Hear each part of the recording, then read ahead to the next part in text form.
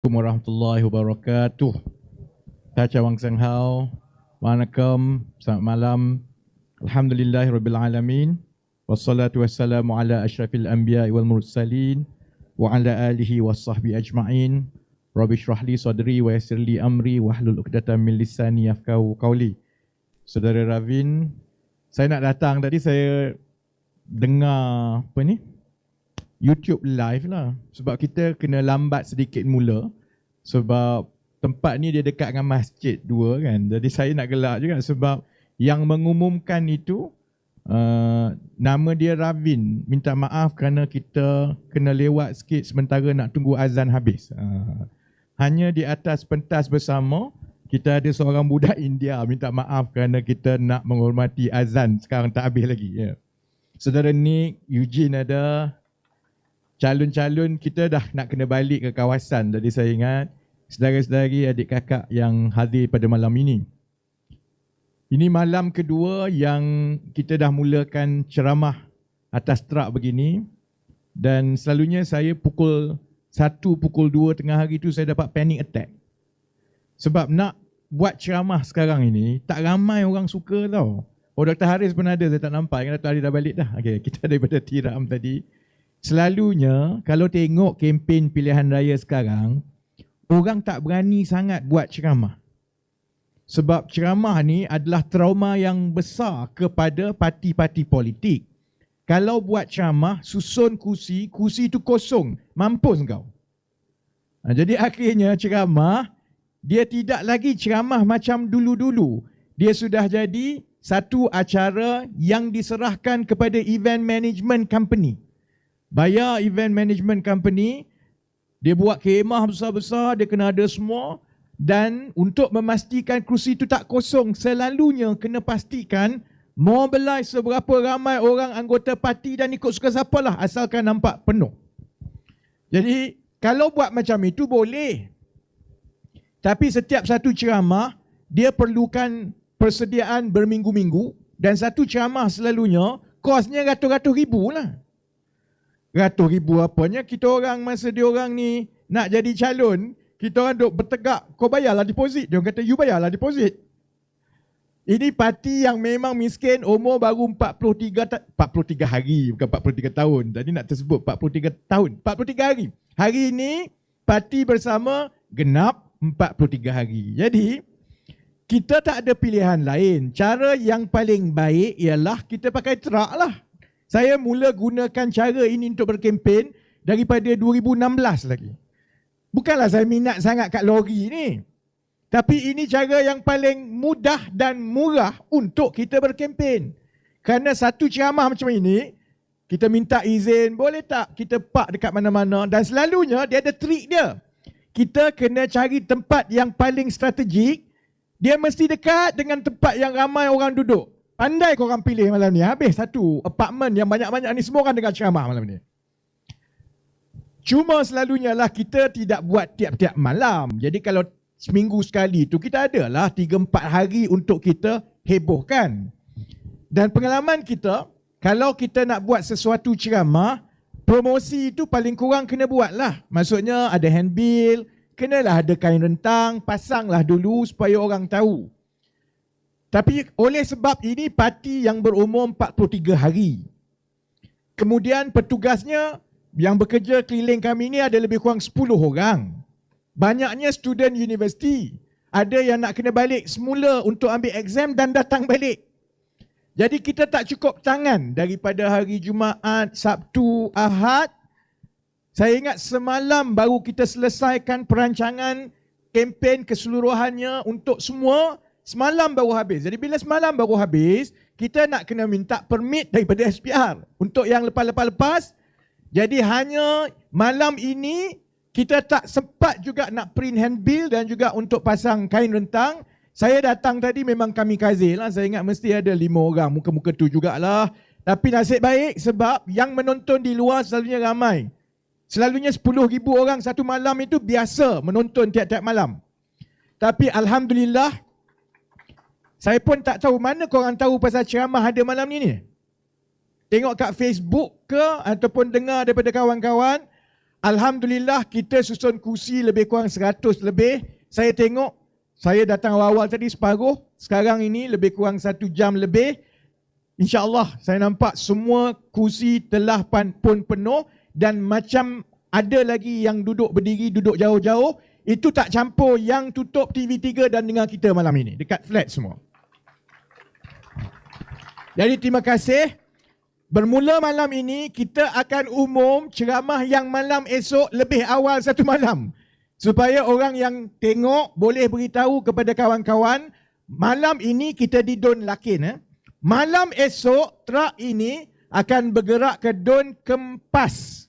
Dan kita akan berceramah di Taman Anggerik, dia dekat dengan Pasar Malam Selasa Taman Anggerik. Ya, ada. Saya tak ingatlah jalan berapa. Kan salah bagi jalan. Pergi kempen ceramah PH pula korang. So, senang cari tempat Pasar Malam Taman Anggerik di Kempas malam esok. Kita akan berceramah setentang dengan Pasar Malam Taman Anggerik malam esok. Dan saya harap kita boleh dapat lebih ramai lagi pengundi-pengundi setempat hadir macam malam ini. Malam ini kita pilih park dekat dengan flat perumahan. Malam esok kita park depan taman yang buat pasar malam. Sambil pergi pasar malam, kalau sebelum balik saya minta orang-orang Kempas malam esok singgah dengar kita. Baik. Semalam saya pucat lah kan, sebab kali pertama calon-calon kita berucap. Calon kita berucap pula ada seorang, dia cerita benda, ada orang marah lah, ni apa cerita benda sensitif semua ni kan. Tapi tak apalah. After all, ini calon-calon biasa. Macam saya sebut, orang biasa ni dia bukan macam orang politik. Orang politik, dia nak bercakap, dia kira 5-6 benda dalam kepala. Oh, yang itu tak boleh sentuh, yang ni tak boleh sentuh, yang ni tak boleh sentuh. Semua tak boleh sentuh, akhirnya ucapan dia jadi apa? Ucapan PMX terbaik lah. Itu je lah yang dia boleh sebut. Sebab yang lain semua tak boleh sebut, tak boleh sebut, tak boleh sebut, tak boleh sebut, tak boleh sebut kan. Sebab itu ceramah politik selalunya, bila parti itu dah jadi kerajaan, ceramahnya semua ceramah membodek. Kalau dia tak maki yang lawan, dia bodek sama sendiri. Jadi saya dengar semalam, saya kata lunyailah aku. Tapi tak apa, kerana ini adalah suara orang biasa. Dan orang biasa ini, ada yang Cina, ada yang India, ada yang Melayu, masing-masing ada isu dia lah. Biarlah dia cakap, kita setuju ke tak setuju, itu hak kita, kita bagi dia cakap. Saya datang malam ini, saya kata janganlah buat macam semalam sekali lagi. Letih aku nak menjawab. Tapi pagi tadi saya nak beritahu, saya tulis panjang lebar ni, panduan kepada calon dan juga penceramah. Macam mana nak berceramah? Ada do's and don'ts, ada benda yang boleh buat, ada benda yang tak boleh buat. Mesej yang kita nak sampaikan ni sebenarnya apa dia? Terima kasih dan Alhamdulillah saya tengok semua calon-calon tadi telah berjaya berucap dengan baik. Betul tak? Dalam ucapan pertama, Alhamdulillah boleh bercakap dengan baik. Tak payah kita nak ajar, tak payah panjang-panjang. Hantar satu panduan saja.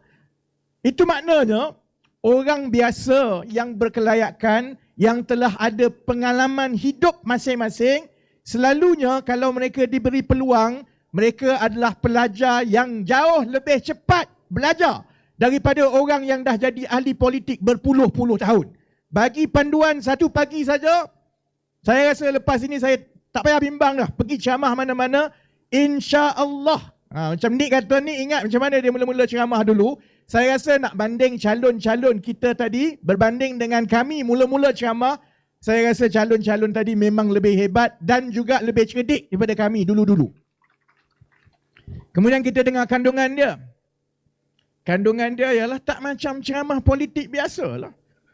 Yi Leong minta bas. Dia dok kira berapa bas ada dekat Jok JB ni kan. Bas 200 tak cukup dia kata. Kak Ana tadi minta, semalam Kak Ana kata dia minta bas juga. Dia minta bas percuma untuk hantar anak-anak ke sekolah. Malam ni dia cerita pasal kindergarten. Dia minta apa pula malam ni? Eugene cerita pasal air. Dr. Haris saya tak sempat sebab semua duk bagi yang kat situ tu semua jentera. Dia duk bagi update kat aku pasal kempen masa tu lah juga. Sebelah telinga dengan ceramah, sebelah telinga dengan update. Ya.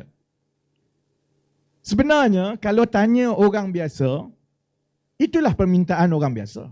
kita hadapi cabaran kita tiap-tiap hari. Kalau di JB ni, pelik lah. Saya mula-mula tengok data. Kita sudah tentu buat pelbagai kaji selidik. Kita nak faham sebenarnya apa isu yang paling penting untuk orang JB. Apa yang orang JB nak kerajaan selesaikan.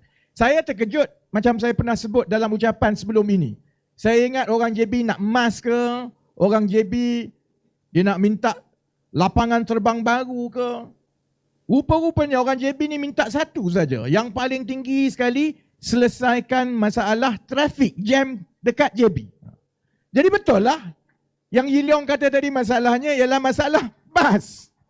Masalahnya ialah apabila pembangunan yang berlaku di sebelah sini, di JB ini berlaku terlalu pesat, lebih banyak apartmen, kondo semua naik dengan pesat, tetapi pembinaan kemudahan pengangkutan awam, jalan-jalan infrastruktur itu tidak dibangunkan selari dengan perkembangan kependudukan yang ada.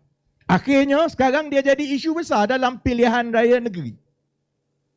Sama yang macam Kak Ana cakap, kalau ibu bapa, dia bimbang pasal anak dia, dia bimbang pasal kos untuk dihantar anak dia pergi ke tadika, untuk orang pengasuh, semua ini dia tak masuk dalam kepala ahli politik.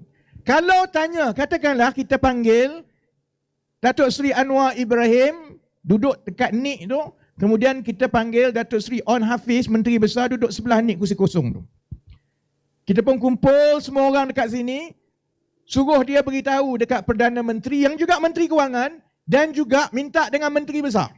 Kami nak jalan baru, kami nak bas daripada 200, kami nak 500, kami nak loji penapisan air baru, kami nak pam air yang lebih kuat, kami nak itu, nak ini. Tolong beritahu Perdana Menteri, tolong beritahu Menteri Besar. Agak-agaknya lah, apa jawapan kedua-dua orang tu? Saya dah boleh beritahu Haji. Saya boleh beritahu terus jawapan dia apa dia. Jawapan dia akan kata, kita faham, hati saya sama. Saya nak ada 1000 bas. Saya nak itu, saya nak ini, saya faham semua. Malangnya kita tak ada duit. Kalau kita bagi bas, nanti kita kena ambil balik Tambak Johor tu. Kalau kita bagi yang ini, yang itu tak boleh. Kalau sebab kita sebenarnya tak ada duit. Jadi Datuk Seri Anwar mungkin akan kata, orang Johor kamu pilih. Kamu nak minyak murah ke, kamu nak bas?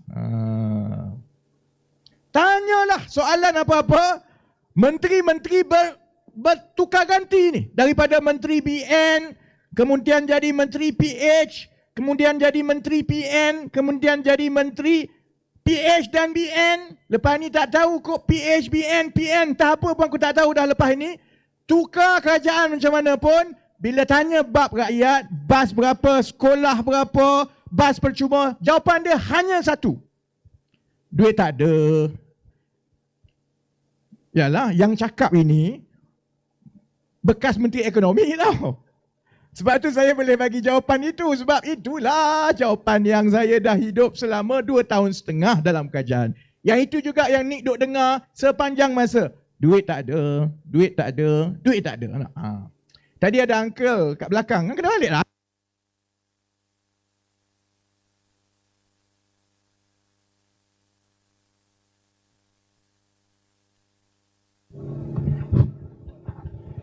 Ini kena cek budak-budak ni. Aku sebut nama Anwar Ibrahim terus hilang main ni. Baru buka cerita sikit je. Kan? Jadi, tengok terus lupa dah apa dia aku nak cakap tadi kan. Pasal uncle lah. Tadi saya datang, saya berdiri jumpa uncle kat belakang. Disembang dengan saya kan. Saya selalulah ramailah kawan-kawan. Saya pun seorang pemilik perniagaan. Jadi tiap-tiap bulan, ini minggu terakhir tiap-tiap bulan yang masa ni yang saya paling stres sekali. Sebab apa? Bayar gaji. Letih tiap-tiap bulan nak bayar gaji. Orang selalu kata, kalau ada bisnes ni bagus lah, you kaya. Kaya apa? Selalunya yang kaya, kita tiap-tiap bulan cari duit macam mana nak bayar gaji. Gaji diorang tak bayar lagi tau. Tadi diorang bagi hint-hint, gaji belum bayar, dah 29 hari bulan. Sibuk kempen, gaji terlupa bayar. Kalau tanya macam uncle kat belakang, tanya orang biasa yang buat bisnes, ni semua kat sini ni kan. Bila jawapan kerajaan kata, tak ada duit. dia akan garu kepala pakcik. Dia akan kata, aku tak faham macam mana pula tak ada duit. Sebab pada masa yang sama, tiap-tiap tahun Menteri Kewangan yang juga Perdana Menteri Umum, kita berjaya mendapat kutipan cukai yang paling tinggi. Kalau rakyat garu kepala, bukan rakyat saja, aku menteri dulu pun garu kepala juga. Macam mana nak terangkan rakyat ni? Pada satu sudut, kita sebut ekonomi bagus, pertumbuhan hebat. Memang betul. Ekonomi pertumbuhan ini lebih baik daripada sebelum-sebelum inilah. 5% ke atas. Oleh sebab itu, kutipan cukai pun tertinggi dalam sejarah. Tapi dari satu tahun ke satu tahun, duit makin tak ada. Siapa ada jawapan dia? Siapa yang ada jawapan itu, insya-Allah kita layak pilih dia sebagai Perdana Menteri yang ke-11. Sebab sampai sekarang semua orang duk garu kepala, kok mana jawapan dia ni? Kalau kita dekat sekolah, cikgu ajar matematik, dia tak compute. Duit banyak, pertumbuhan banyak, kutipan banyak, tapi nak belanja duit tak ada. Kok mana orang pergi belanja? Baik Sebabnya pada pandangan saya lah kan. Pada pandangan saya, mungkin ada orang tak setuju dengan saya lah. Sebabnya ialah kerana cara kita dalam menguruskan kewangan negara, walaupun kehendak dan juga keperluan rakyat itu semakin berubah-ubah dan mencabar dari satu tahun ke satu tahun, cara kita tak pernah berubah. Kalau saya dengan Nick tak bersetuju dulu, bukanlah soal berebut ke, merajuk ke apa. Soalnya, lama mana kita nak bagi alasan itu kepada rakyat? Berapa kali kita nak pergi jumpa rakyat kata, bagi kami tempoh lama sikit lagi untuk kami baiki. Lama mana? Saya daripada umur 21 tahun sampai sekarang dah 50 tahun. Takkan saya lama mana lagi saya nak bagi alasan yang sama? Minta rakyat bagi peluang, janji bahawa kami akan jadi lebih baik, dan bila kami jadi kerajaan, maka semua masalah itu akan mula diselesaikan satu-satu. Rakyat tanya tahun pertama, kata tunggu dulu. Rakyat tanya tahun kedua, kata tunggu dulu. Rakyat tanya tahun ketiga, kata kena bagi satu penggal lagi. Lama-lama kena penggal kepala dengan rakyat tau. Cakap macam itu. Jadi saya lama-lama kata, sudah. Sedangkan kita semua tahu bahawa kalau ada satu masalah, kita dah cuba buat cara itu berkali-kali, tapi tak selesai masalah itu. Kalau terus buat dengan cara yang sama, maksudnya tak cerdik manalah. Dah tahu, cuba kali pertama, kedua, ketiga, cara itu tidak menyelesaikan masalah. Sebab itu saya Nick dulu kata, kita kena ambil jalan yang lain, terutamanya dari segi cara kita menguruskan kewangan negara, cara kita menguruskan program rakyat. Apatah lagi kalau benda itu adalah yang bersabit dari segi budaya dan pembawaan kepimpinan politik yang kita, yang menteri, yang hebat-hebat semua ni bagi teladan yang salah kepada rakyat. Contoh dia macam mana? Saya nak tanya lah yang hadir dengan yang menonton ni kan. Pilihan raya ni sebenarnya bagus untuk rakyat tau. Lagi banyak pilihan raya, lagi bagus. Sebab apa? Duit, masyuk tau. Kalau tengok, daripada saya ingat dulu-dulu 20 tahun masa saya mula-mula kempen, ceramah kempen parti politik ni selekeh je. Dulu, kalau orang pergi ceramah, kalau pembangkang lah dulu lah, paling hebat ialah kita beli kacang putih daripada pakcik kat tepi. Itu kira hebat lah, pergi ceramah, dengar ceramah. Ini nampak sangat tak pernah pergi ceramah korang ni. Nampak muka macam blur je. Orang cerita pasal kacang putih kat ceramah. Tak? Zaman saya muda-muda dulu, ceramah ni sangat simple. Pacak, kemah, ada mic, lepas tu cakap. Kalau pun lah ada orang lapar sikit ke, dahaga sikit ke, kamu pergilah kat belakang, ada orang-orang berniaga. Ada yang jual sirap, ada yang jual kacang putih tak. Habis ceramah tu, tak cukup dengan kita datang dengar malam itu, habis ceramah itu, dia edarkan pula ni tabung-tabung. Kita kena bagi derma pula dah kat dia. Itu budaya politik dulu ke tak? Yang tua-tua mula ingat. Baik, saya nak tanya kebelakangan inilah, korang pergi tengok ceramah ke program ni dalam kempen pilihan raya negeri ni, ada tak ada orang buat kutipan derma lepas tu? Ada tak? Mungkin PAS je lah yang masih ada dah. PAS saja yang masih ada. PKR tak ada dah. Mana ada PKR kutip dah. Tak main lah kutipan RM300 satu malam. Sebab sebab ni zaman dah berubah. Kempen semua mahal-mahal. Kalau ada kempen ni dengan kemah besar semua, PH pun saya ingat macam itu, BN pun macam itu, PN pun macam itu, PAS je yang masih miskin sedikit. Ya tak? Memang ada. Jadi bila ada kemah ni semua kan, kursi kat depan ni semua untuk VIP semua. VIP datang ni dengan satu wildfire, lepas tu wildfire, penuh dengan dia orang. Jadi akhirnya Perdana Menteri datang tengok, wah hebat, popular betul aku. Habis kat depan ni, semua orang nak menjilat dia. Bukan pengundi pun. Yang datang tu, wildfire tu datang daripada KL. Wildfire ni datang daripada Kedah. Wildfire tu entah aku pun tak tahu daripada mana dah. Sebabnya ialah,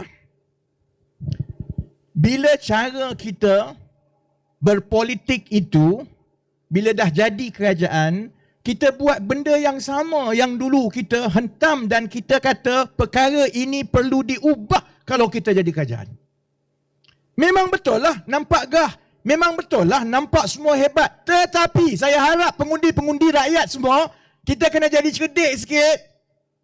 Yalah, kita kena jadi macam kancil lah. Jangan berhenti dekat apa yang nampak di depan mata. Kita kena tanya, actually korang buat hebat-hebat semua ni, actually siapa yang bayar ni? Sebenarnya siapa yang bayar ni?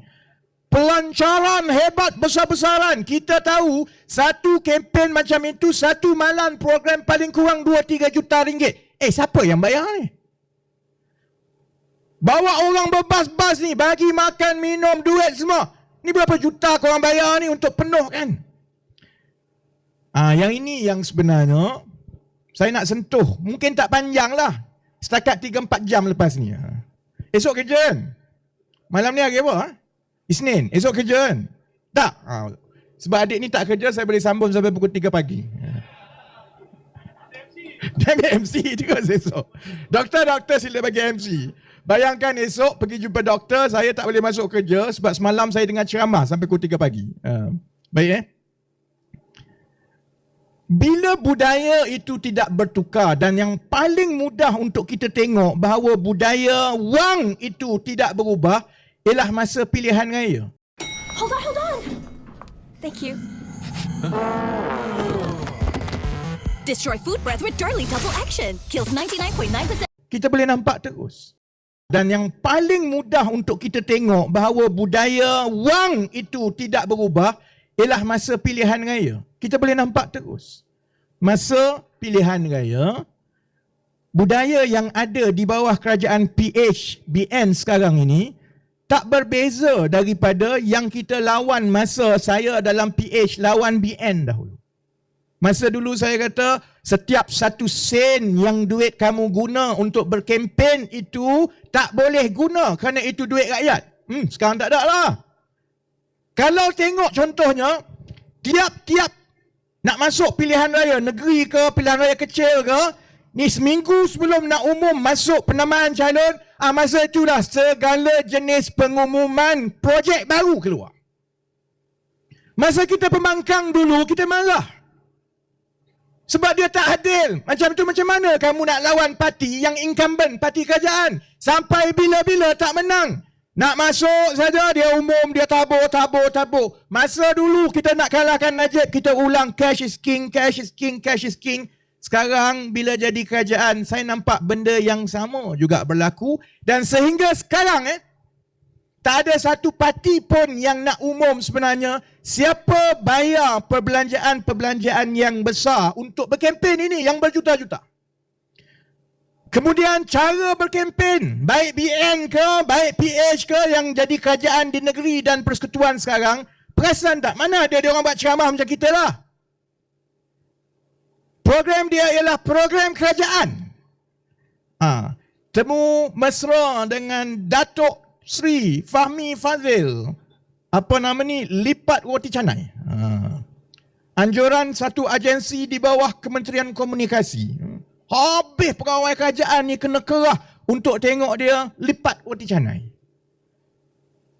Orang agensi itu buat program, agensi ini buat program. Bila dia buat program, pegawai-pegawai kena turun.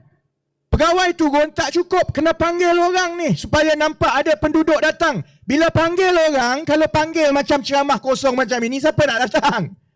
Oh, kena bagi cenderamata, kena bagi makan. Sebab tu kalau ceramah ni dalam dekat YouTube live ni, ada je yang tanya, YB ada bagi makan ke kat belakang tu? Kau tak senang datang.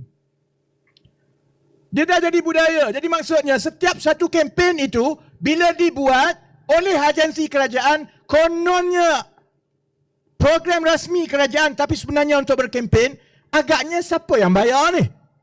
Pernah kita tanya tak? Siapa yang bayar? Bayar daripada duit kita.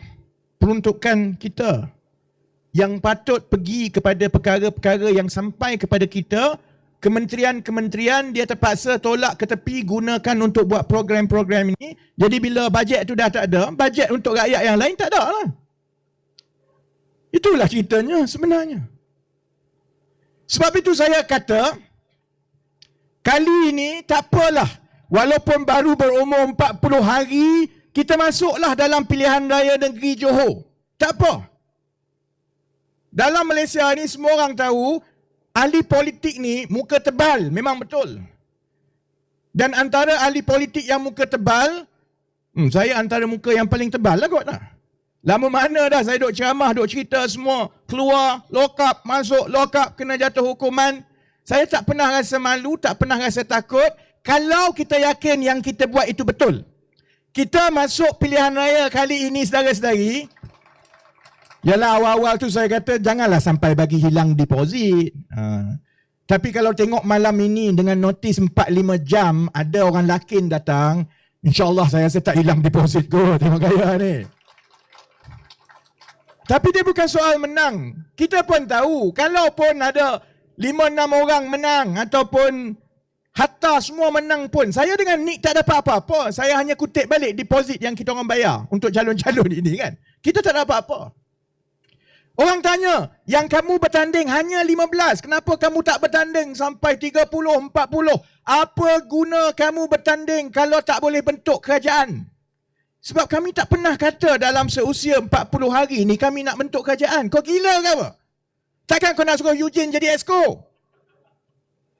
Betul tak? Sebab matlamat kita ialah untuk jangka panjang. Kita nak kena mula balik daripada bawah. Dan kita nak kena perbetulkan balik budaya politik kita. Dan saya dah sampai satu pusingan daripada saya bermula macam budak-budak ni semua yang tadi bagi ceramah pada usia yang muda. Saya dah lalui semua sampai saya jadi menteri. Akhirnya saya kata, tak adalah nak kata sia-sia 20 tahun yang lepas. Tapi saya juga tahu bahawa tukarlah siapa jadi Perdana Menteri, tukarlah pimpinan macam mana pun. Tapi kalau kita tak tukar budaya kita, bab-bab berbelanja dan berboros duit rakyat ini, sampai bila-bila bas tak cukup. Sampai bila-bila duit jalan tak ada. Sampai bila-bila Kak Ana membebel minta untuk bas percuma hantar budak kat sekolah. Takkan dapatnya. Duit takkan adanya. Pinjaman akan terus naik tiap-tiap tahun dan kerajaan, Menteri Kewangan demi Menteri Kewangan akan beritahu rakyat, oh sebenarnya bayaran hutang kita semakin tinggi, interest kita semakin tinggi, jadi kita tak boleh buat. Sebab kaedahnya tak berubah, dan kaedahnya tak berubah ialah kerana budaya politik itu tidak berubah. Sebab itu Kancil masuk dalam pilihan raya negeri. Kita nak buktikan bahawa kita boleh berkempen dengan berkesan. Lebih baik daripada PHBN, PN tanpa kita berbelanja macam orang lain. Kita nak tunjukkan bahawa dengan hanya satu truk yang kita sewa RM28,000 satu bulan, kita boleh buat kempen daripada pagi sampai ke malam dan jumpa lebih ramai orang, bukan sebab kita action sangat pasal truk. Kita nak tunjukkan ada cara yang mana kita boleh keluar daripada cengkaman politik wang yang duk pegang ahli politik. Jadi truk ni kan, ni hari kedua kita buat ceramah malam ni tak. Saya kan kedekut. Aku kata gila apa, sewa RM28,000 sebulan, pakai malam saja. Lepas ini kita akan gunakan truk ini insya-Allah untuk kita buat food truck pagi pula. Jadi kita akan pergi ke tempat-tempat yang ramai orang, kita buka truk ni, tapi kita tak boleh masak ke atas ni lah. Saya akan beli nasi lemak, saya beritahu awal-awal kepada SPR, itu bukan rasuah kita akan berkongsi nasi lemak bungkus secara percuma dengan pakcik-makcik yang nak makan dengan kita lepas ni. Pening kepala dia orang. Barulah berbaloi. Satu truk RM28,000 sebulan. Kalau satu hari berjalan sampai 3-4 kali, maksudnya satu hari kita boleh bawa truk ni berkempen di 5 don. Berbaloi. Dengan cara itulah saudara-saudari, baru kita boleh ubah macam mana kita nak keluar daripada masalah kewangan negara yang ada sekarang. Kita kena ubah semua. Budaya kerajaan kena ubah. Benda yang sebelum ini semua orang tutup sebelah mata. Tak boleh dah. Kita kena haramkan menggunakan jentera dan program kerajaan untuk berkempen masa pilihan raya. Tak boleh. Itu duit kerajaan. Itu duit rakyat. Kamu nak kempen, pergi beli truk macam kita orang. Barulah ada wang. Kalau setiap satu perkara perbelanjaan kerajaan itu kita betul-betul jaga macam itu, barulah insya-Allah kita ada lebih wang kalau nak beli truk ke, bukan truk, nak beli bas. Nak beli bas ke, nak buat jalan baru, nak jaga kesihatan, sistem kesihatan untuk orang tua. Kalau tidak, kita ulang benda yang sama berkali-kali. Lepas tu kita tukar kerajaan. Lama-lama jadi tua macam saya. Last aku mati macam itu juga jadinya. Sebab itu, saya harap dan saya berterima kasih semua yang datang hari ni. Saya beritahu tadi, saya kata, saya datang tadi peluh jugalah, takut orang tak datang. Tapi sebenarnya, yang kehadiran ini, dia tak banyak beza dengan masa zaman saya buat ceramah untuk PKR dan PH dahulu. Tak ada beza. Muka yang datang ni, saya kenal sebagainya ialah muka yang memang datang masa saya ceramah dekat Lakin masa zaman PKR PH dulu pun. Betul tak bang? 2018, betul. Saya kenal. Ada muka-muka. Ya mana taknya ni masa musim bola, dia datang dengar aku ceramah. Bukan dia tengok bola. Maksudnya, kita hadir bukanlah untuk jadi wakil rakyat ke, bukanlah semata-mata untuk jawatan. Kita hadir kerana kita tahu untuk masa depan yang tua-tua, dan saya anggap saya dah tua dah sebab saya nak masuk 50. Dia bukan soal umur saja. Saya dalam politik ni dah 26 tahun. Bayangkan 26 tahun tu lama tau. Kira balik 1998 sekarang dah dekat 28 tahun. Lama tau. Kalau ada anak tu dah kahwin, saya dapat cucu dah. 28 tahun. Pusing. Macam itu juga. Sebabnya ialah kerana politik kita selama ini ialah dia pasal individu. Orang ini A lebih baik daripada B, B lebih baik daripada C, C lebih baik daripada A. Lama-lama mula dia gaduh, lepas tu dia bergabung, lepas tu dia bercerai, lepas tu dia rujuk balik. Lama-lama kita pening sama kita. Dalam keadaan kita semua kena heret, sekejap turun sana, sekejap sini, sekejap reformasi, sekejap bersih. Nama apa pun saya dah lupa semua. Seorang jadi Perdana Menteri, tapi sistemnya tetap sama, amalannya tetap sama. Dan yang paling baik kalau nak tengok masa musim pilihan raya. Sebab itu kancil, kita kata tak apalah. Ini bukan lagi untuk kita. Ini untuk yang muda-muda. Jadi kita nak kena mula balik segala-galanya. Kita mula awalnya, kita letak calon-calon yang orang biasa, yang muda-muda. Mereka ini belum lagi lemas dalam budaya politik. Jadi kalau tanya dia soalan A, dia jawab dengan jawapan A. Dia tak pandai kona-kona. Tu yang semalam tu calon daripada Perling dia cerita macam itu tu. Orang tanya, dia bagi ucapan, dia jawab macam tu je. Itu yang dia dan orang keliling dia rasa. Kau tanya Eugene ke, kalau tanya Dr. Haris tadi, kalau tanya Nicholas, saya pasti tanya dia tak pandai kona. Sebab dia bukan orang politik. Kita kena mula macam itu balik daripada awal. Tak cukup dengan calon, kita kena tukar dan mula balik budaya politik yang bersih betul-betul, yang betul-betul ada integriti. Dan setiap itu kita boleh nilai daripada tindakan masa berkempen. Macam mana kita berkempen, kita bagi duit ke tidak. Sebab bila berkempen ini, sebenarnya cabaran dan juga dugaan untuk kita lakukan rasuah itu cukup tinggi. Sebab kita takut kalah. Kalau lawan bagi RM20, sekarang tak main lah bagi RM20 kot. Sekarang bagi berapa? 200, 300. Lawan bagi 200, 100. Lawan bagi 100, kita takut ni. Kalau dia bagi 100, kalau aku tak bagi, sia-sia saja aku kempen. Kalah macam itu. Kita tak ada duit tapi kita bagi 50 lah. Kalau tengok orang lain buat program besar-besar, hebat semua, kita rasa, oh kalau kita duk main ceramah tatrak je macam mana nak menang. Cari duit, buat juga program. Bab bila cari duit, buat program, bab itulah yang kita mula akan tergelincir kerana you akan pergi jumpa businessman A, you akan pergi jumpa businessman B, you minta yang ini, you janji yang itu. Akhirnya, lama-lama kita terjerat dengan permainan yang sama. Jadi sebab itu, saya minta maaf kalau sepanjang 10 hari akan datang ni memang bosan kempen daripada kancil. Pagi dia bawa truck, dia bawa food truck. Tengah hari dia jumpa pengundi, dia buat walkabout.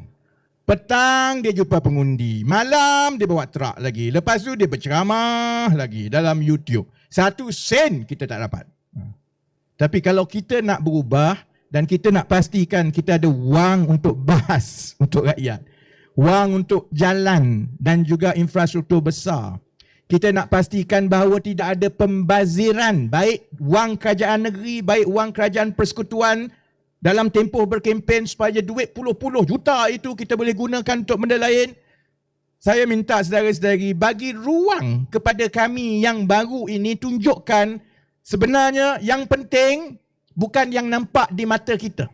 Jangan kita kerana RM100 yang kita dapat, kerana kita pergi makan dengan Fahmi Fazil lipat roti canai, lepas itu bertahun-tahun masalah kita, aduan kita dia tak layan dah lepas itu. Jadi insya-Allah kita akan buat round dan kita akan kembali ke Lakin. Saya ingat kita akan kembali ke Lakin minggu depan dan saya setiap hari insya-Allah saya akan cover dalam 5 ke 6 dun. Jumpalah saya kat mana-mana dan saya kena paksa untuk buat IRL, in real life. Ya Allahu Akbar kan. Yang itu memang zalim budak-budak ni. Sebab sebagai ahli politik, satu-satunya masa untuk saya berehat dan tarik nafas ialah dalam kereta. Lepas ceramah, jumpa orang semua ni. Satu-satunya masa yang tak ada orang di sekeliling saya ialah masa saya dalam kereta. Masa itulah saya nak tarik nafas, saya nak minum air, saya nak berehat sikit. Sekarang dia kata tak boleh buat macam tu. Sekarang ini budak-budak yang Gen Z ni, dia tak dengar ceramah ni. Dia nak tengok you bercakap tanpa henti selama 4 jam di mana-mana you pergi, kamera ikut. Mampus aku. Dalam kereta pun kena cakap, naik longkang pun kena cakap, orang tanya itu semua kena cakap. Maka kita tak boleh nak kona-kona cakap macam ahli politik. Kalau dia tanya A, kena jawab A. Kalau tanya B, kena jawab B. Jadi insya-Allah setiap hari ada 5-6 dun. Dan saya berharap kita ada 10 hari lagi. Selain yang hadir ini, selain yang dengar dalam apartmen flat yang ada di sekeliling truk ini, saya minta supaya orang-orang Lakin, orang-orang JB, sebelahnya Kempas, dekat dengan Stulang, dekat dengan Perling,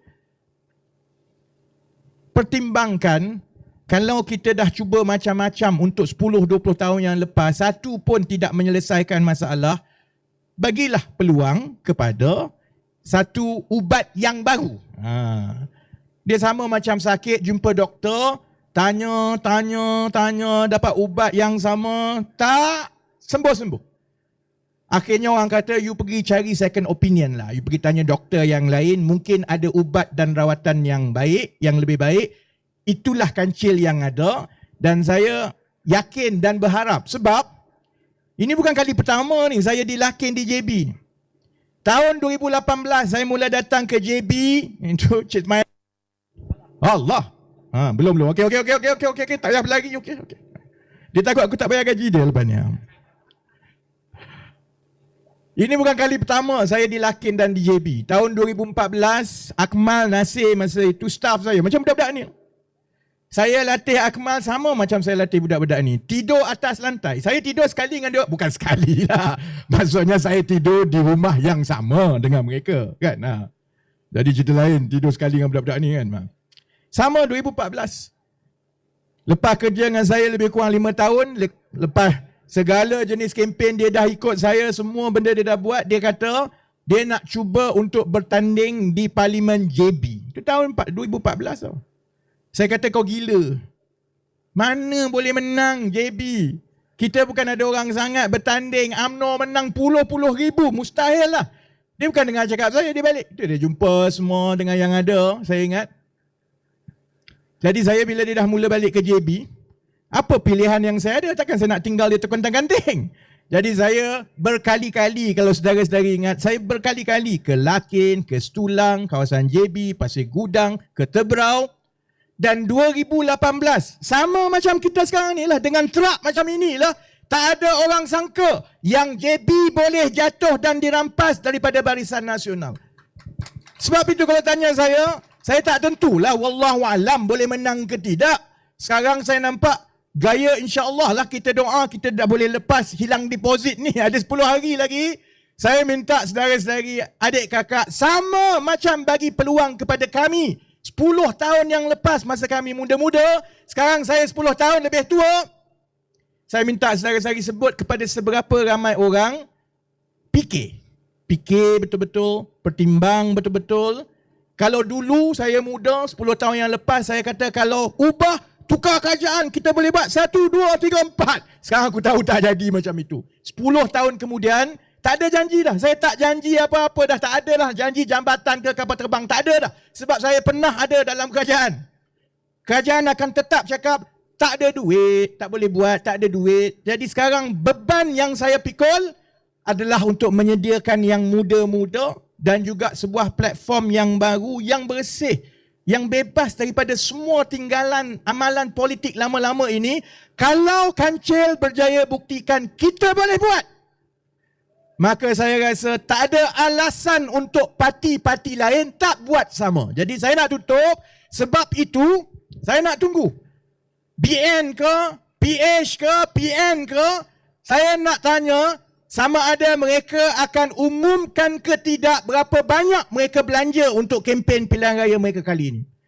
Dan saya nak tengok daripada mana dia dapat duit itu. Kalau dia belanja satu malam 2 juta, daripada mana dia dapat 2 juta itu? Token mana yang sponsor? Saya berani cabar dan berani sebut sebab habis saja pilihan raya negeri Johor, menang ke kalah, kita akan kira berapa yang kita kutip, berapa yang kita dapat daripada fundraising dinner hari Sabtu yang lepas, berapa kita belanja, dan kita akan jadi parti yang pertama dalam sejarah negara kita akan isytihar dan dedahkan setiap 1 sen yang kita belanja dalam pilihan raya. Bukan nak menunjuk sebab duit tak ada. Kita nak tunjukkan bahawa kalau kita betul-betul ikhlas nak jaga duit rakyat, bukan sebab kita nak tunjuk kita baik. Sebab memang betul rakyat perlukan duit yang lebih banyak. Memang betul lepas ini kalau ikut kepala dan cara yang ada sekarang ini, bas tak ada, jalan tak cukup, semua tak cukup. Jadi ia mesti bermula daripada orang politik, dan orang politik mesti bermula belajar buat sesuatu. Jangan pakai duit macam dulu, dan saya hanya harap perkara itu disambut oleh pengundi-pengundi. Jangan pilih parti yang mewah, korang pilihlah parti yang kayap macam Kancil. Boleh? Baik Jadi kita habis kat situ. Jangan lupa malam esok kita di Taman Anggerek di Kempas. Kita akan buka truk ini di sebelah berdepan dengan pasar malam. Ada Shell? Ada Shell? Dekat Shell? Korang ni pilih Shell je. Sebab kuning. Pilih Petronas nanti jadi salah parti pula kan. Jadi kita selalunya cari Shell. Memang dekat Shell dekat Shell, dekat Taman Anggerek. Kepada yang ada kelapangan untuk hadir malam esok dekat Kempas, kita jumpa dekat Kempas. Satu malam saya kupas cerita yang lain. Saya takkan ulang benda yang sama macam PMX selalu buat. Saya satu malam, cerita lain, aspek yang lain. Saya nak tutup, saya nak uji sikit lah. Dia macam mana pun ahli politik ni, kalau dia bagi salam saja, orang balik tidur tak lena. Dia kena habis ceramah, kita nak kena jerit juga sikit. Boleh? Saya sebut ayuh, saudara-saudari sambut dengan Johor. Saya sebut sekali lagi ayuh, saudara-saudari sambut dengan bersama. Boleh? Ayuh! Ayuh! Ayuh! Ayuh! Kalau jerit lagi nanti kena maki orang kat sebelah. Okay. Terima kasih banyak-banyak. Sese Nandri Wanakam. Assalamualaikum warahmatullahi wabarakatuh. Kita lagi malam esok pukul 9 malam dekat Taman Anggerek. Terima kasih.